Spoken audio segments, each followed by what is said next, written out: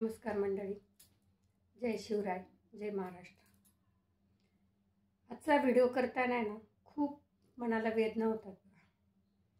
आलेगाव तालुक्यातली डोंगराळ गावातल्या मुलीवर जो अत्याचार झालाय, जे एका नराधमानं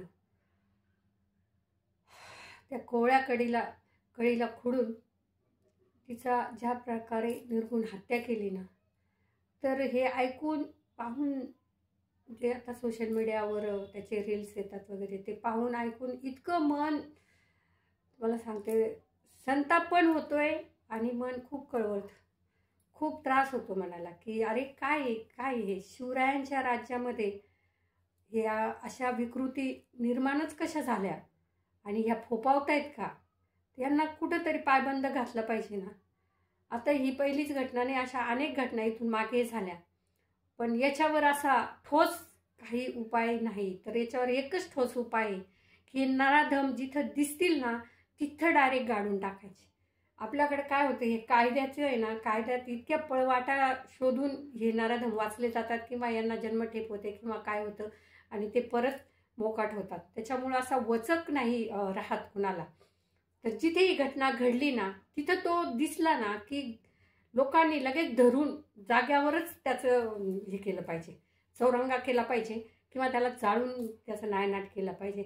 अरे एवढंसं ते 3 वर्षाचं लेकरू, काय वेदना सहन केल्या असतील त्या लेकरानं। ती गेल्यानंतर तिच्या आईवडिलांचा जो आक्रोश आहे ना, तो खरंच ऐकवत नाही।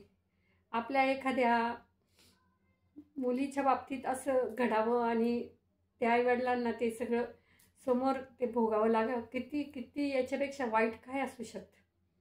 तर हे लोकांचं काय करायचं? इतके कसे वासनांध झाले लोक, याला कारण तरी काय आहेत? कारण म्हणण्यापेक्षा हे काय, यांच्या विकृती इतक्या कशा वाढत चालल्या आणि या विकृतीला काय करायला पाहिजे याचा एक अभ्यास करणं तर आता खरंच गरजेचं झाले। पण विकृती वाढतायत त्याचा अभ्यास करायचा म्हणजे कुणी करायचा आणि कसा करायचा, तर पण त्याच्यावर आहे ना एकच मला तरी असं वाटतं की जिथं दिसेल ना तिथे तो गाडून टाका लगेच। आणि काय होतं, आपण लोक काय करतो, जेव्हा ह्या घटना घडतात ना, जेव्हा त्याच्या बातम्या येतात तिथपर्यंत आपण खूप हे असतो की नाही असं व्हायला पाहिजे, तसं करायला पाहिजे, तसं करायला पाहिजे, आणि 4-2 दिवसांना आपण हे विसरून जातो। त्याच्यामुळे काय होते, हे नराधम अजून मोकाट होतात आणि त्यांना एक थोडंसंच वाटते की काय नाही रे, काही नाही होत। आणि या कोर्टातल्या केसेस तर तुम्हाला माहिती आहे या वर्षानुवर्षात चालतात। नंतर काही दिवसानं कालांतरानं आपण हे पण विसरून जातो की अरे ती घटना घडलेली होती, त्याचा आरोपी पकडला होता, त्याचं काय झालं, हे पण आपण विसरून जातो। तर आता ह्या घटना अशा विसरल्या नाही पाहिजे, ह्या जाग्यावर याचा बिमोड केला पाहिजे। काय त्या लेकराचं म्हणजे खरंच निशब्द, आज काय बोलावं काय म्हणावं काहीच कळत नाही। आणि मला असं वाटतं की शालेय शिक्षणात पण आहे ना की मुलींना आहे ना असे जरा धडे द्यायला पाहिजे। आणि फक्त आता धडे देऊ नये, काय समोरचा जर तो राक्षस एवढा 4 वर्षाची मुलगी किती त्याला प्रतिकार करणार आणि कशी करणार ना,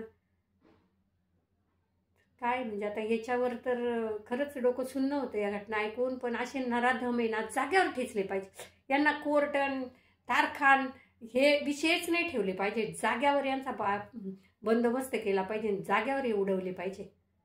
ते लेकराचं आहे ना आक्रोश असं जर हे पाहिलं ना तर असं वाटतं की बापरे काय रे, कसं भोगला असेल, एवढ्याशा जीवानं हा त्रास कसा भोगला असेल। खूप खूप खूप मनाला वेदना देणाऱ्या ही घटना आहे। हीच नाही, अशा इथून मागे अनेक घडल्यात, पण ह्या घटनेला काहीतरी कुठेतरी पायबंद हा कसा बसवायचा आणि कसा कायमस्वरूपी घालायचा।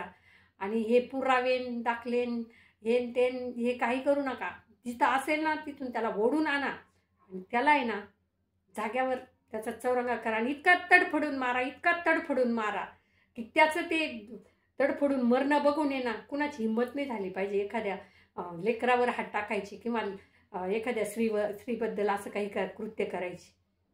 असाच एक धडा शिकवला पाहिजे की यांना आहे ना, काय बोलू मंडळी, खरंच मला आज खूप त्रास होतो या गोष्टीचा। व्हिडिओ करून काही होणार नाही किंवा सांगूनही काही होणार नाही प्रत्यक्ष. आणि जिथं जिथं काही असं वाटेल ना, दिसेल ना आपल्याला की तर गैर होतंय, मग ती आपली मुलगी का दुसऱ्याची मुलगी का कुणाची मुलगी हे नाही बघितलं पाहिजे. तिथं आपण आहे ना तिच्या मदतीला गेलं पाहिजे आणि तो होणारा गुन्हा आहे ना रोखला पाहिजे. आणि हे जे फिरतायत नाही वासनांद लांडगे, हे ओळखून जाग्यावर यांना जायबंदी केलं पाहिजे.